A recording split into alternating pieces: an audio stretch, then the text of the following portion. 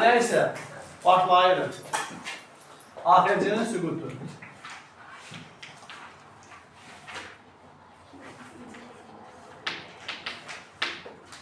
Deməli, biz nümayəndə heyəti göndərdik. Xarici səhətimizin içərisində oxumuşlar. Mən həmən keçən dəfə izah edən oraya qədər gəl çatmadı. Paris Sülh Konfransı. Amma yəqin ki, oxumuşsunuz ki, biz nümayəndə heyəti göndərmişdik. Topçubaşının başçılığı altındakı geçsin orada bizim müstəqilimizi tanısın. Və sonunda da belə bir yerə gəldiyimiz çıxdınız ki, 1920-ci ilin yanvarında Antanta qüvvələri və dövlətləri bizi de facto tanıdılar. Yadınızda bu? Ayrıca. Bu tanımadan sonra 1910, 20-ci ilin, 20-ci ilin yanvarında AXC de facto tanındı. Bəs bizi de jure kim tanımışdı? Yox, Qacar. Yox, Qacar istəyirdi. Yaxşı yerini sorun sağ. Mən ona fransız sözcüsü deyim de facto. Yəqin ki.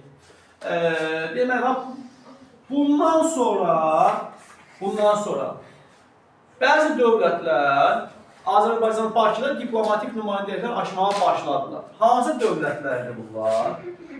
Hollandiya, Belçika, Çexiya, Slovakiya, İsveçrə, İsveç yox ha. İsveçrə. Yox. Ayrı dövlətlər niyədən? Yəni niyə yəni niyə? Ayrı dövlətlər. Finlandiya. Bunlar diplomatik nümayəndəliklər açdılar Bakıda.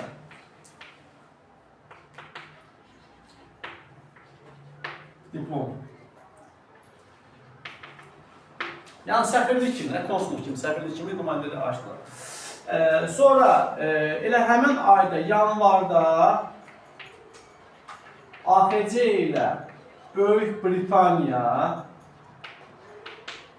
və ABŞ arasında fevralında, bunu ordu quruculuğunda danışmışıq, bu fevral söhbətini.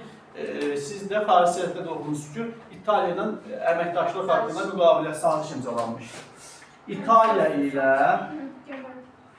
mart ayında bu da əslində bizdə Qacar dövləti belə deyək ki, iqtisadi sazişlərin imzalanması yazılıqda burada keçir. Amma nə vaxt imzalandığı söhbəti yoxdur. Nə vaxt ola bilər? Martın 21-dən sonra ola bilər. Yəni onlar bizi de facto de jure tanıyandan sonra. Martda da Qacar dövləti ilə.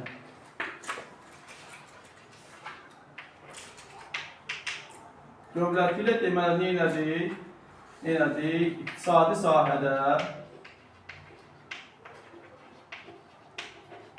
sazişlər imzalandı.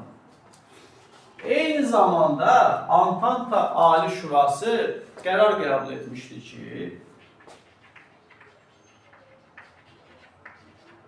deməli, həm Gürcüstana, həm də AXC-yə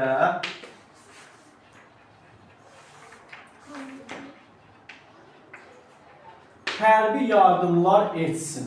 Belə bir qərar qəbul etmişdi. Amma etdi yox, etsin deyə qərar qəbul etmişdi.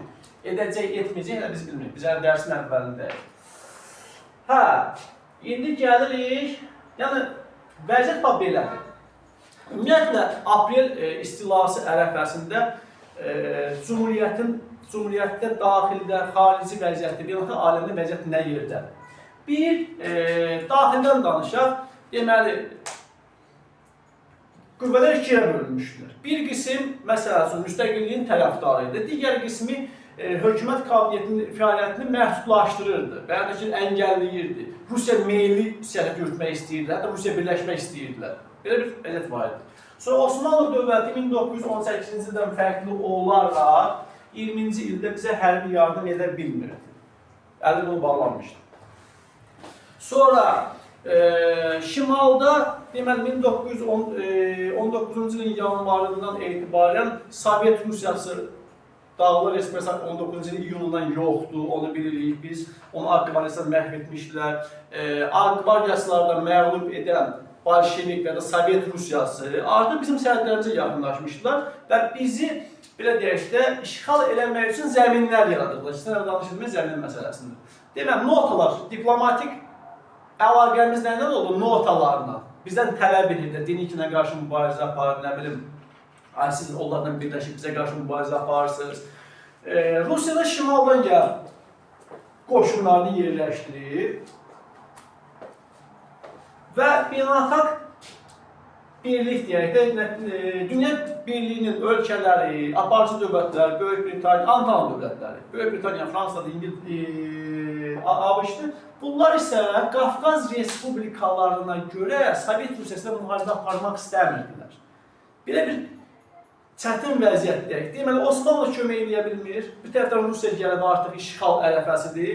Digər tərəfdən də böyük dövlətlər bizə yardım eləmək istəmirlər. Yəni, bizə görə Rusiyanın pisləşmək istəmirlər daha doğrusu. Daxildə də vəziyyət stabil deyil. Hökumət kabinetlərinin böhranı, nə bilim, Rusiya ilə güzəştə gedilməsini istəyənlər var və s. və ilaxır. Sovet Rusiyası.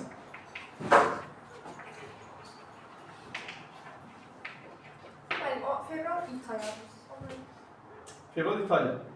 İtalyanın iqtisadi əlaqələrin yaradılması. Deməli, Sovet Rusiyası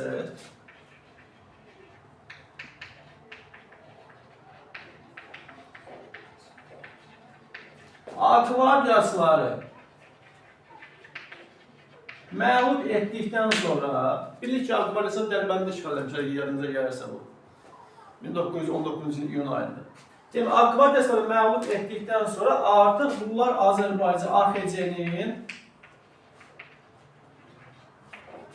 şimal sərhədlərinə yaxınlaşmışdır. Şimal sərhədlərindədirlər. Deyir.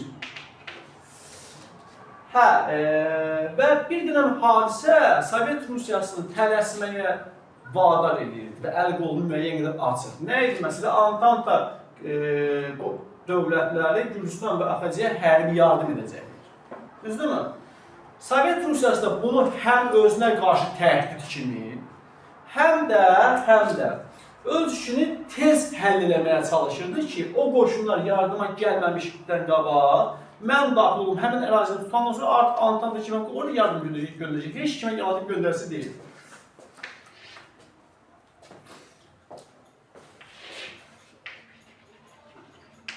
Rusiya deməli,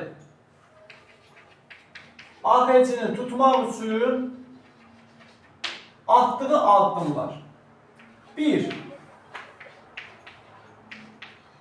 Notalar. Yadınızdadır da, içində danışmışdır ki, birinci nota bizlə birləşin, Denikinə qarşı mübarizə aparın. Biz də dedik ki, sən bizim müstəqilliyimizə tanı. O da deyir ki, tanımıram. Bu uzun bir məsələdir. Gəlin əvvəlcə Denikinə qarşı mübarizə aparın. Daha sonra məsələni, o müstəqilliyi tanımaq məsələsini həll edək. Bizə razılaşmadı ki, bu Rusiyanın daxili işidir. İkinci notada bizi ittiham edirdi ki, güya siz Denikinlə birləşib qarşı mübarizə aparsınız, Rusiyaya qarşı mübarizə, Sovet Rusiyasına qarşı mübarizə aparsınız. Və sairə ilahi bizlərlə bunlar arasında diplomatik əlaqələr normallaşmadı da, dövlət səviyyəsində. Amma halbuki, belə deyək, Rusiya ilə iqtisadi əlaqələrin qurulması 4-cü dövlət hökumət kabinetində bunu istəyirdi ki, Rusiyanın iqtisadi əlaqələr yaransın. Niyə? Çünki 1813-cü ildən bəri